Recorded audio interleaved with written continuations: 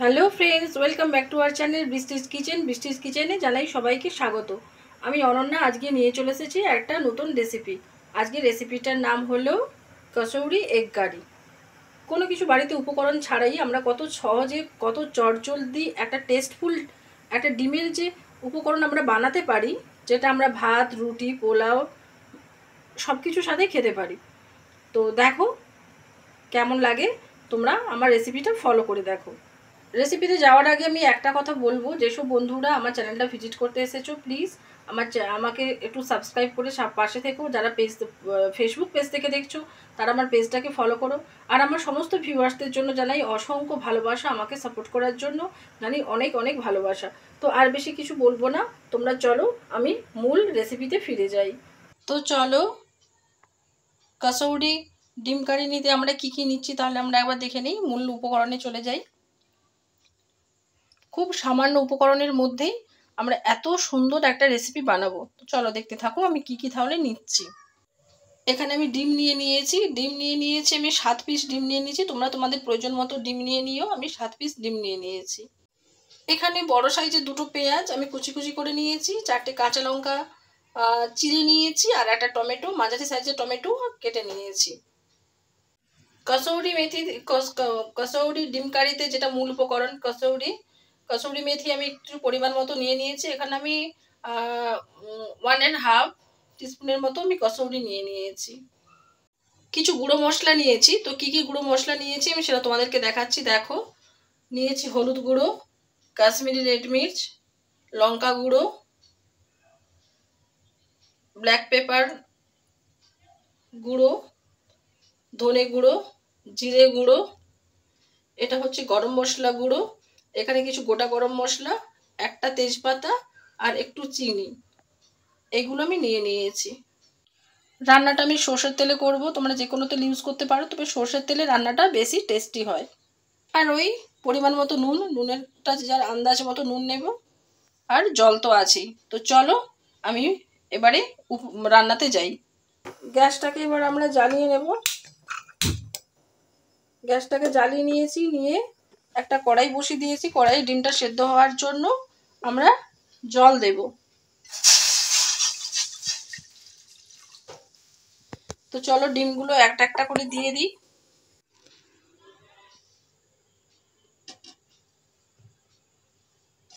একটা একটা করে ডিমগুলো আমরা সব দিয়ে দেব সেদ্ধ হওয়ার জন্য। ডিমগুলো সেদ্ধ কখন হয়েছে আমরা কি করে বুঝবো? যখন ডিমটা একটু ডিমের খোসাটা যখন একটু ফাটা ফাটা হয়ে যাবে, তখন আমরা বুঝবো ডিমটা সেদ্ধ হয়ে গেছে। তো আজকে একটা টিপস দিই, ডিম মাঝে মাঝে আমাদের অনেক ফেটে যায়। ফেটে গেলে তখন আমরা প্রপার ডিমটা পাই না। কিন্তু সেদ্ধর সময় জলে যদি আমরা একটু লবণ দিয়ে দিই, নুন দিয়ে দিই, তাহলে ডিমটা সেদ্ধ ফেটে যাওয়ার ভয় থাকে না। আমরা গরম জলে একটু নুন দিয়ে ডিমটা যদি সেদ্ধ করি, তাহলে ডিমটা ফেটে যাবে না। তো চলো ডিমটা এখন সেদ্ধ হতে থাক। আমি ফ্লেমটাকে বাড়িয়ে দিয়েছি। ডিমটা সেদ্ধ হতে থাক। তারপর ডিমটা সেদ্ধ হয়ে গেলে তারপর আমি আবার ফিরে আসছি। এই দেখো ডিমগুলো পুরো সেদ্ধ হয়ে গেছে, এই যে ফাটা ফাটা ফাটা ফাটা দেখতে পাচ্ছ। ওই জন্য ডিমটা আমি এখন এই বাটিতে ঠান্ডা জল রেখেছি, এই ঠান্ডা জলে একটা একটা করে তুলে নেব। যদি আমরা এই ফোঁটা মানে ডিমটা সেদ্ধ হয়ে যাওয়ার পর যদি আমরা এই ঠান্ডা জলে রাখি, তাহলে ডিমটার না খোসা ছাড়াতে খুব সুবিধে হবে। যদি বাড়িতে বরফ বসানো থাকে তোমরা একটু বরফ জল দিয়ে দিতে পারো, তাহলে খুব তাড়াতাড়ি সহজেই ডিমের খোসাটা ছাড়ানো যাবে। এখানে সব ডিমের আমি এখন একদম ডিমের খোসাটা ছাড়িয়ে তোমাদের কাছে আসছি। এই দেখো ডিমের খোসাগুলো কত সহজেই ছাড়ানো হয়ে যাচ্ছে। দেখো এতটুকু কোনো ফাটবে না, কোনো কিছু হবে না, কত সহজেই ডিমের খোসাটা ছাড়ানো হয়ে গেল। দেখতে পাচ্ছ? আমি আরেকটা আবার ছাড়িয়ে দেখাচ্ছি। দেখো, এই দেখো খুব সহজেই একদম। তোমরা সেদ্ধ করার সময় একটু নুন দিয়ে দেবে, দিয়ে তারপরে যখন সেদ্ধ হয়ে যাবে একদম সোজা ঠান্ডা জলে দিয়ে দেবে। এই দেখো কত সহজেই ডিমের খোসা। অনেকে ডিমের সেদ্ধ করতে গেলে ছাড়াতে গেলে অনেক ভেঙে যায়, কিন্তু এই দেখো একদম।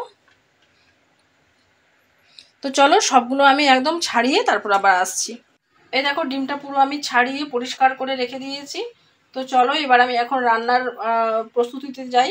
গ্যাসটা আমি আবার জ্বালিয়ে নিই। গ্যাসটা জ্বালানোর পরে আমার একটা ছোট্ট কাজ আছে, সেই কাজটাকে আমি করি। এই যে আমি যে কসুরি মেথিটাকে নিয়েছি সেই মেথিটাকে আমি একটু শুকনো খোলাতে একটুখানি রোস্ট করে নেব, একটু এপাশ ওপাশ করে একটু নেড়ে দেব। এতে না কসুরি মেথির টেস্টটা খুব ভালো হয়। একটুখানি হালকা ফ্লেমে একটুখানি নেড়ে যদি আমরা এটাকে একটু গুঁড়ো করে নিই, স্ম্যাশ করে নিই হাতে করে, তাহলে না এটা খুব ভালো হয়। অল্প, বেশিক্ষণ করতে হবে না, অল্প একটুখানি করলেই হয়ে যাবে। এ দেখো মোটামুটি আবার হয়ে গেছে, এখন এটাকে আমি নামিয়ে নেব।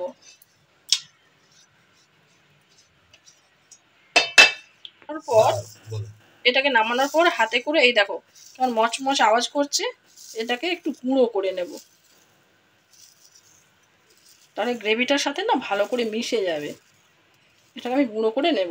ব্যাস, এই আমার কসুরি মেথির মশলাটা মোটামুটি রেডি হয়ে গেছে। এখন আমি তেল দিয়ে দেবো। তেলটা আমি একেবারে দিয়ে দেবো। পেঁয়াজটা আমার একটু ভাজতে তেলটা বেশি লাগবে, তাই জন্য তেলটা দিয়ে দেবো। পেঁয়াজটা আমি ভাজতে দেবো, কিন্তু পেঁয়াজটা আমি দুভাগে নেব। অর্ধেকটা একটু বেরেস্তা করে নেব আর অর্ধেকটা আমি ওখানে রেখে দেবো।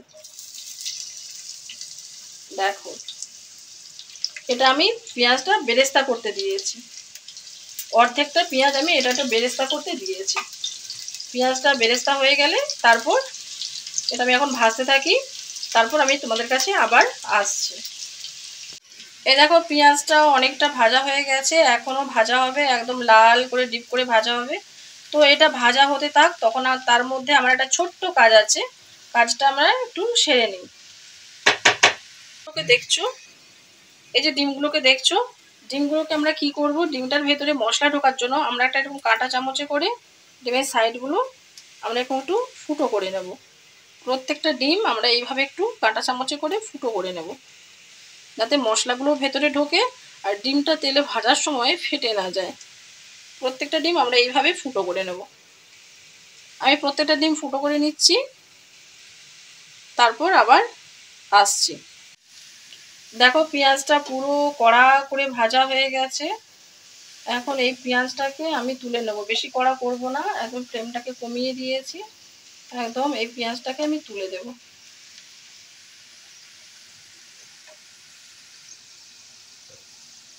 এখানে আমি একটা সাইডে রেখে দিচ্ছি। তো পেঁয়াজটাকে তুলে তারপর আবার আসছি। যে তেলটা ছিল সেই তেলটাই আমরা ইউজ করব। আমরা আমরা দেখি যে দোকানে বেশ ডিমের কালারগুলো না খুব লাল লাল লাল লাল থাকে, কিন্তু বাড়িতে আমরা সেই কালারটাকে লাল লাল আনতে পারি না। তাহলে সেটার জন্য আমাদেরকে করতে হবে কি, এই যে গরম তেল আছে এই গরম তেলে আমরা একটুখানি কাশ্মীরি রেড মির্চ দেবো, একটুখানি হলুদ গুঁড়ো দেবো, একটু লঙ্কা গুঁড়ো দেবো।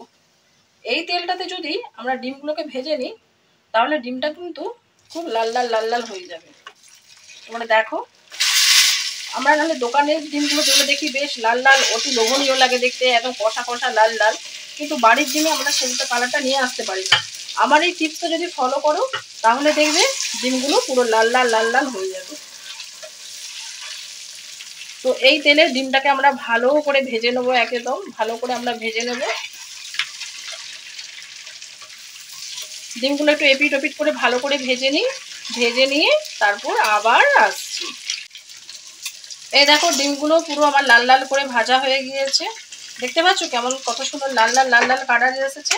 আমি এখন এই ডিমগুলোকে একটা একটা করে তুলে নেব, তুলে নিয়ে প্লেটে রেখে দেবো।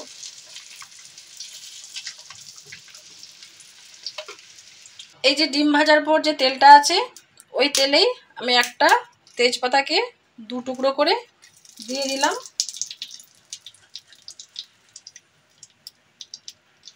আর গরম মশলার মধ্যে আছে দুটো এলাচ, দুটো লং, এক টুকরো দারুচিনি আর 4টে গোলমরিচ।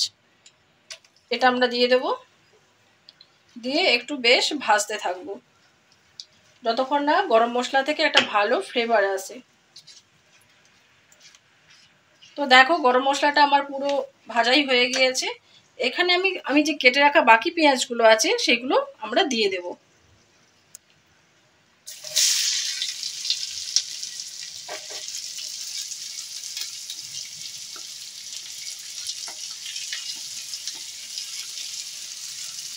বাকি পেঁয়াজগুলো দিয়ে আমি ভালো করে নাড়তে থাকবো। তো পেঁয়াজগুলো একটু নরম হওয়ার জন্য বা তাড়াতাড়ি ভাজার জন্য আমি অল্প একটু নুন দেব। নুনটা দিয়ে আমি আবার ভালো করে নাড়তে থাকবো। এখন টমেটো কুচিগুলো দিয়ে দেবো আর সাথে কাঁচা লঙ্কা চেরাটা দিয়ে দেবো। দিয়ে এটা মশলার সাথে ভালো করে ভেজে নেব যতক্ষণ না টমেটোটা ভাজা ভাজা পর্যন্ত হয়ে আসছে।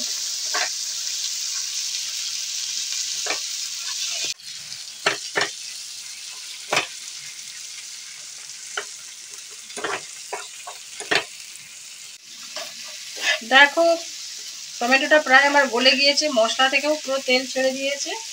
এখন আমি কি করব, যত আমি যে গুঁড়ো মশলাগুলো নিয়েছিলাম সমস্ত গুঁড়ো মশলাগুলো আমি দিয়ে দেব।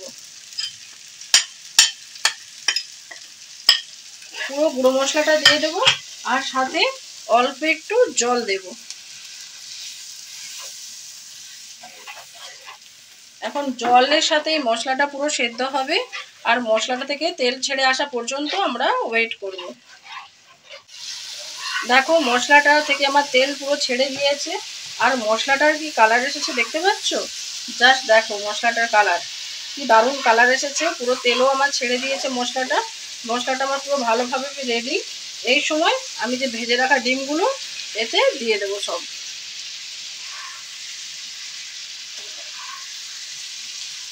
লুচি, রুটি, পরোটা, গরম গরম ভাত, পোলাও, তোমরা যারই সাথে খাও না কেন দারুণ দারুণ। তোমাদেরকে জাস্ট বলতে পারছি না, দেখেই বুঝতে পারছো যে এত সুন্দর একটা কালার এসেছে আর এত সুন্দর একটা রং এসেছে, দেখলেই মন ভরে যাবে। তখন আমরা পেঁয়াজ ভাজার সময় অল্প নুন দিয়েছিলাম, আর বেশি নুন দিইনি, তাই অল্প আর একটু নুন দিয়ে দেবো। বেশি নুন দেবো না, যেহেতু আমি এটা একদম পুরো গ্রেভি থাকবে, অল্প একটু নুন দিয়ে দিলাম। ডিমটার সাথে ভালোভাবে একটু সেদ্ধ হওয়ার জন্য আমি অল্প আর হাফ কাপের মতো জলটা দিয়ে দেব। এখন এই জলটার সাথে সেদ্ধ হয়ে থাকুক। তারপর জলটা যখন মোটামুটি, আমি এটা তো একদম কষা কষা থাকবে, গ্রেভি গ্রেভি, তাই জলটা একটু মানে শুকনো হয়ে যাওয়ার পর আমি আবার ফিরে আসছি। এই বেরেস্তাগুলোকে আমি হাতে করে ভালো করে স্ম্যাশ করে নেব, একদম ভালো করে স্ম্যাশ করে নেব। দেখো পুরো স্ম্যাশ হয়ে গেছে।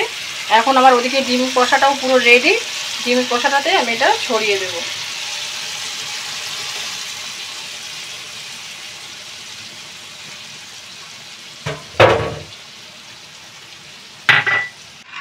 জাস্ট দেখো আমার পুরোপুরি রেডি। আমি একটা তুলে দেখাচ্ছি, তোমরা জাস্ট দেখো, যেমন কালার তেমন এত সুন্দর গন্ধ বেরিয়েছে। মাত্র একটা উপকরণ দিয়েই, শুধু আদা রসুন কিছুই না, শুধুমাত্র পেঁয়াজ দিয়েও যে এত সুন্দর। আদা রসুন নেই বলে যে আমরা কিছু করতে পারবো না তা না, যদি রান্নার প্রসেস আমরা ঠিকঠাকভাবে জানি তাহলে কিন্তু আমরা খুব সহজেই, যে আদা রসুন নেই বলে বাড়িতে হঠাৎ করে কেউ এসে গেছে কি বানাবো, কোনো চিন্তা নেই। আমার রেসিপিটা ফলো করে দেখো, তোমাদের খুব ভালো লাগবে। তো চলো, আমার রান্না পুরোপুরি কমপ্লিট। এখন লাস্ট ফিনিশিং এই কসুরি মেথিটা আমরা পুরো ডিমটার উপরে ছড়িয়ে দেব।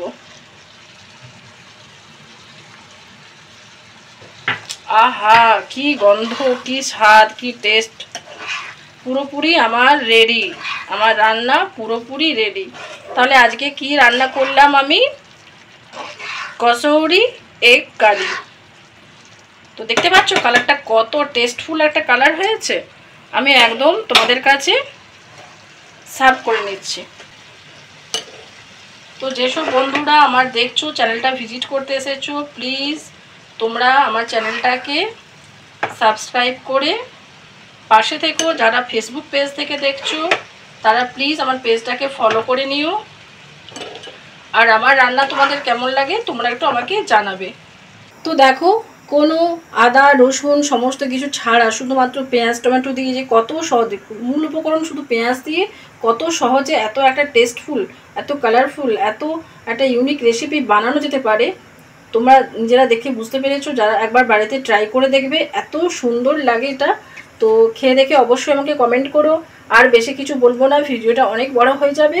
তো তোমরা রেসিপিটা মূল দেখে নিয়েছো। কারো কোনো রিকোয়েস্ট ভিডিও থাকলে আমাকে প্লিজ কমেন্ট করে জানাও, আমি অবশ্যই নিয়ে আসবো তোমাদের রিকোয়েস্ট ভিডিও। তো তো আজকে আর বেশি কিছু বলছি না, আজকে আমি আসছি, টাটা।